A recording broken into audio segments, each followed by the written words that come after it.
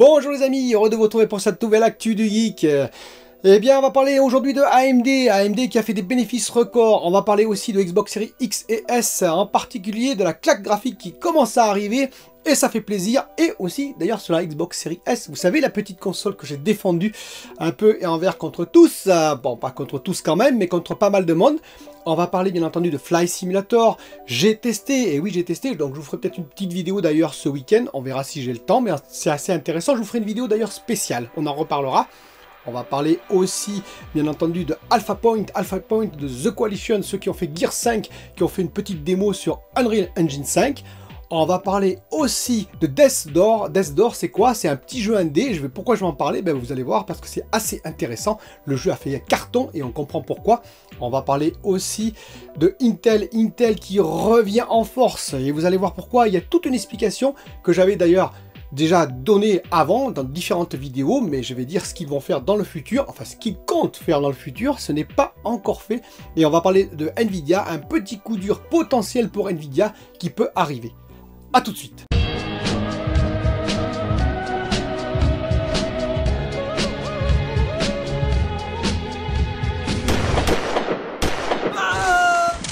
Alors commençons par AMD qui a fait des bénéfices records sur le second trimestre 2021 par rapport au second trimestre 2020. Et oui, imaginez 352% d'augmentation de bénéfices. Ils sont passés de 157 millions de dollars en bénéfices à plus de 700 millions de dollars. Et oui, et grâce à quoi en particulier?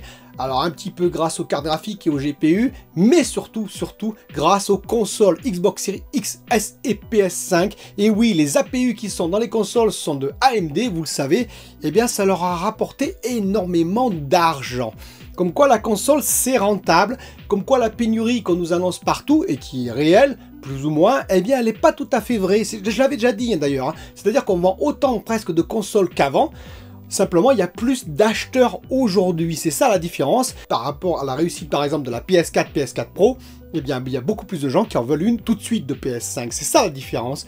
D'ailleurs, Sony vend plus de PS5 en ses débuts que la PS4 et PS4 Pro. Et ça a été confirmé également pour Xbox, puisque Xbox a annoncé que le démarrage de la Xbox Series X et S était meilleur que les 3 générations précédentes. C'est la meilleure génération actuellement en termes de démarrage. Et j'en viens maintenant à la Xbox Series X et S. Eh bien écoutez, ça fait longtemps qu'on attendait cette claque graphique, hein. On en parlait, on disait bah oui, mais les jeux sont pas vraiment next-gen. On avait vu quelques jeux next-gen, en tout cas en termes de qualité graphique sur la PS5, par exemple Demon's Souls, moi j'ai trouvé que c'était magnifique. C'est peut-être pas next-gen encore totalement, mais quand même ça en prenait le chemin. Il y a quelques jeux comme ça qui pouvaient commencer, on va dire, à faire pressentir ce que pouvait être la next-gen. Par contre, côté Xbox Series X, même si Gear 5 par exemple était très beau, c'était peut-être pas encore totalement de la next-gen, on va dire. Eh bien écoutez, on a eu quelques démonstrations. On a Forza Horizon 5 déjà qui nous a mis quand même une petite claque, hein, durant la démonstration. On a eu aussi bien entendu Flight Simulator qui est arrivé et dont je vais parler. Et on a Alpha Point. Alpha Point, c'est une démo sur Unreal Engine 5 qui a été faite par The Coalition. The Coalition, c'est les Gears en l'occurrence. Studio Xbox. Alors qu'est-ce que j'ai pensé de cette démo? Bon, c'est une démo très très jolie. Alors c'est vrai que par rapport à la démo, il y en a beaucoup qui critiquent entre guillemets, hein, par rapport à la première démo qu'ils ont fait sur Unreal Engine 5, en l'occurrence sur PS5. Rappelez-vous cette démo assez folle qu'on avait eue. Et bien là, la démo, effectivement, il n'y a pas de personnage, on rentre dans un couloir, on va voir cette espèce de tétraède qui tourne autour de lui avec bien entendu tous les reflets. Donc Nanite est bien entendu utilisé, Lumens est bien entendu utilisé, et il y a également une démo avec MetaHuman. MetaHuman, vous savez, pour la reproduction de visage et même d'ailleurs d'habits ultra réaliste sous Unreal Engine 5. Bien entendu, ce n'est plus la même surprise que ce qu'on avait avec la première démo, mais ça reste quand même une très très belle démo, prometteuse. Maintenant, je dis attention, attention, comme pour le reste, hein, comme j'ai toujours dit d'ailleurs sur Unreal Engine 5, j'attends de voir les jeux réels qui vont être proposés avec plein d'ennemis, plein d'effets visuels en temps réel, etc., pour voir ce que cela donne.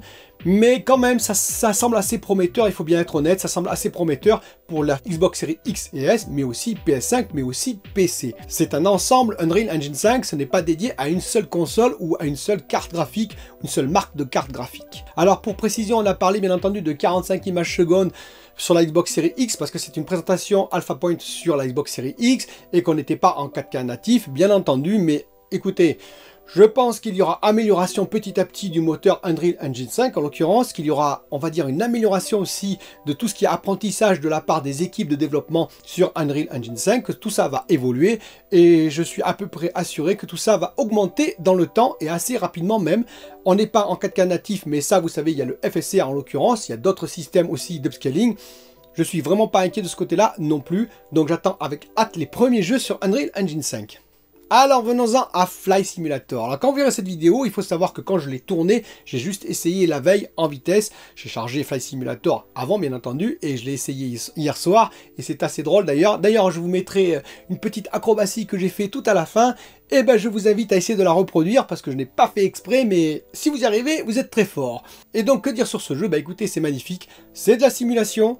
Ce n'est pas un jeu de combat, hein, c'est sûr, c'est de la simulation, mais c'est juste beau, c'est juste contemplatif, c'est juste magnifique à faire. Plus, bien entendu, pour ceux qui aiment la simulation, ils s'y retrouveront pleinement, je pense. Alors, j'essaierai de vous proposer peut-être une petite vidéo sur Flight Simulator, non pas sur Paris, Tokyo, New York, enfin bref, toutes les grandes villes, tous les lieux magnifiques qu'on peut trouver, Bora Bora et j'en passe, mais plutôt sur les lieux que je connais en France, que j'ai fait pour vous proposer une petite excursion touristique des lieux que vous pourriez visiter par rapport à mon expérience. Donc je verrai quand je vais tourner ça, mais ça peut être intéressant finalement. Alors ce sera entrecoupé bien entendu, hein. On va pas faire des vols par exemple des Landes jusqu'en Bretagne, ça risquerait d'être long comme vidéo, mais vous verrez, je pense que ça peut être assez marrant et je vous donnerai des anecdotes et bien entendu mon avis sur ces lieux que j'ai fait. Mais pour revenir sur Flight Simulator, on sait que sur Xbox Series X, il tourne à 2560 x 1440p. Donc c'est bien entendu, c'est pas du 4K natif, mais c'est quand même pas si mal que ça, et surtout qu'il trouve à 30 images secondes, et sur Xbox Series S, petit prodige, et oui, il tourne quand même en Full HD natif, c'est-à-dire en 1080p, 30 images secondes. Eh bien écoutez, même moi j'avais quelques doutes vis-à-vis de la gourmandise que ce jeu demandait aux cartes graphiques, je vous rappelle, même des RTX 3090 sur PC et 3080, par exemple, ou RX 6800 XT, eh bien écoutez, même sur Xbox Series S ça tourne, apparemment ça tourne très bien et j'en suis très heureux. Ça prouve que cette petite machine à moins de 300 € quand même, à moins de 300 € peut faire tourner des jeux, certes en Full HD, mais quand même des jeux aussi gourmands que ça. Et ça, je pense, c'est une rupture technologique, même avec la Xbox One X, c'est une rupture technologique, je pense. Hein. Vous me direz ce que vous en pensez en commentaire, mais je pense qu'on voit quand même l'amélioration qui est apportée par le RDNA 2, une nouvelle architecture. Bien entendu, tout ce qui est côté graphique aussi, et côté Xbox Series X. Qu'est-ce que vous voulez que je vous dise, sinon que c'était juste magnifique.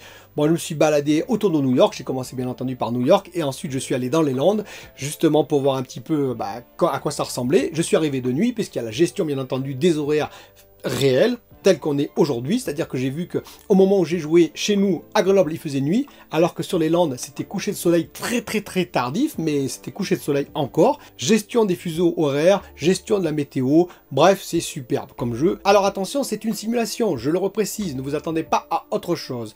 Mais ceci dit, côté technique c'est très intéressant, et puis côté simulation aussi c'est très abouti.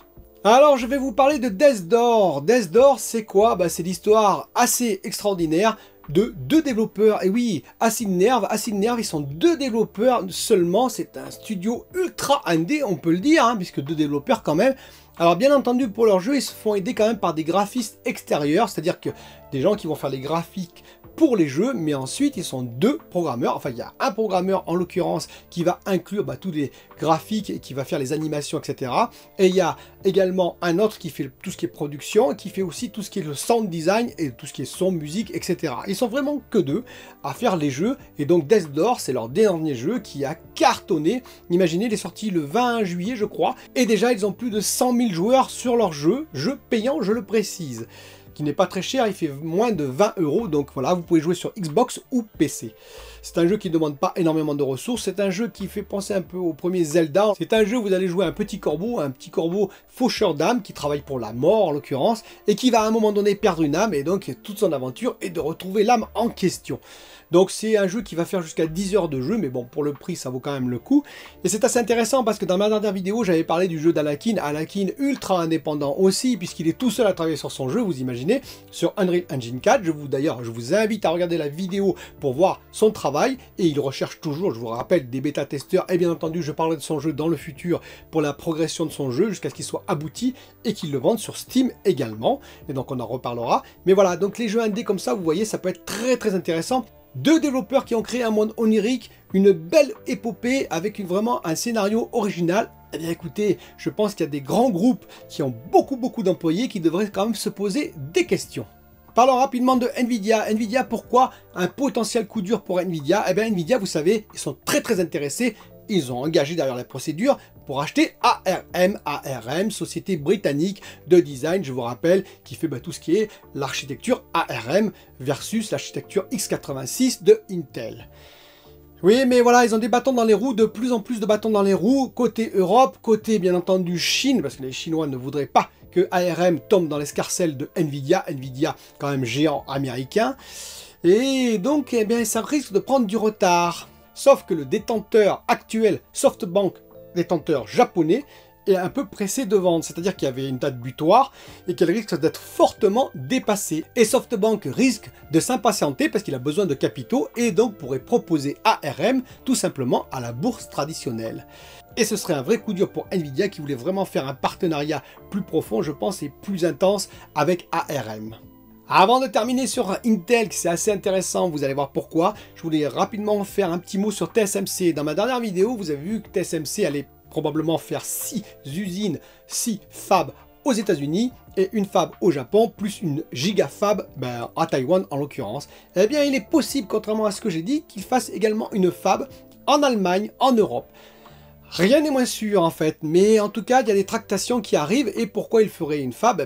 Parce que déjà Intel pourrait peut-être venir en Europe, et aussi surtout parce qu'il y a des sous. Et oui, l'Europe s'est enfin décidée à investir massivement dans le semi-conducteur et tout ce qui est recherche, c'est important, c'est une enveloppe globale sur tout ce qui est recherche autour du semi-conducteur pour rattraper son retard, pour essayer de rattraper son retard et arriver aux 3 et même 2 nanomètres assez rapidement, dans l'objectif de 2030. C'est un peu plus tard bien entendu que TSMC et même que Intel dont je vais parler après et Samsung, mais ce serait déjà pas si mal pour l'Europe. D'ailleurs important, actuellement l'Europe produit 10% des puces mondiales, et bien l'Europe voudrait arriver au chiffre de 20%. Et donc pour y parvenir, ils ont besoin de plusieurs acteurs sur le continent européen. On verra si TSMC est d'accord pour jouer le jeu en fonction des subventions qui leur seront données bien entendu. Alors, pourquoi je veux parler d'Intel et du retour en force et comment ils vont faire? Eh bien écoutez, en 2025, ils ont prévu de faire du 1,8 nanomètre. 2025, on n'est pas si loin que ça.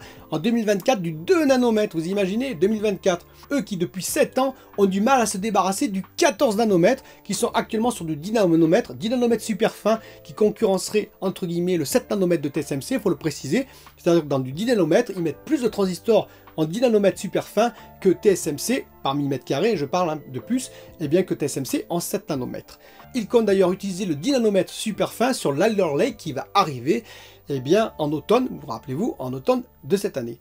Et ça va leur permettre peut-être de faire des desktops enfin en 10 nanomètres, des CPU desktop en 10 nanomètres, qu'ils vont rebaptiser d'ailleurs 7 nanomètres. C'est assez marrant, mais ils se disent, après tout, on a la même intégration, voire supérieure que le TSMC 7 nanomètres, donc on va rebaptiser ça 7 nanomètres. Et voilà, comment on règle le problème du retard du 7 nanomètres. C'est pas mal joué Intel, je l'avoue, même si c'est un peu voyant. Et donc ils vont continuer le 7 nanomètres probablement jusqu'à 2023. Ils vont faire d'ailleurs le Meteor Lake comme ça en 7 nanomètres. En 7 nanomètres probablement qu'ils vont améliorer leur 10 nanomètres super fin pour vraiment faire du 7 nanomètres super fin, sans doute. Ils comptent améliorer d'ailleurs tout ce qui est consommation, de la diminuer encore à transistor égal et fréquence égale, et bien de 20 à 30% d'ici 2023-2024 avant d'arriver au fameux 2 nanomètres. Et ce qui m'intéresse, c'est de savoir comment ils vont faire le 2 nanomètres, parce que 7 nanomètres, 2 nanomètres, c'est quand même un sacré saut technologique. Et oui, mais rappelez-vous, j'en ai parlé, ils se sont associés, oui, ils ont un nouveau partenaire historique qui, eux, ont réussi à faire du 2 nanomètres sur une plaquette de silicium, avec des circuits d'ailleurs qui fonctionnent, il s'appelle IBM, et voilà, tout est relié. IBM fait actuellement du 2 nanomètres, et bien Intel, comme ils sont partenaires aujourd'hui avec IBM, ils ont un plan qui va les amener en 2024, en production, un plan qui prend l'IBM actuel 2 nanomètres R&D pour l'amener en production en 2024.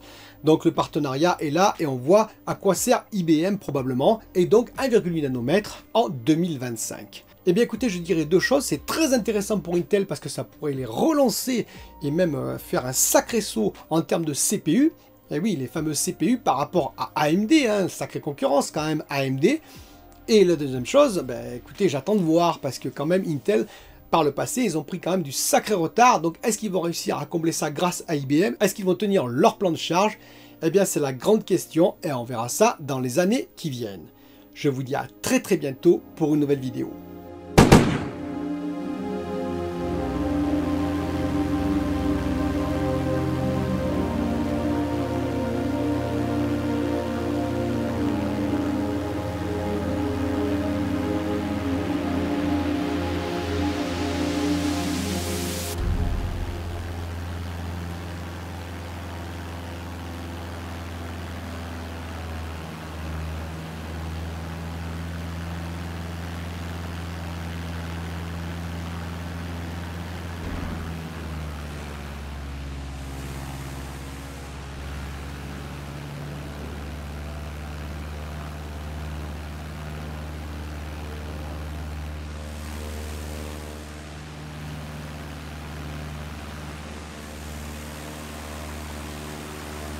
Salut la bande de nazes!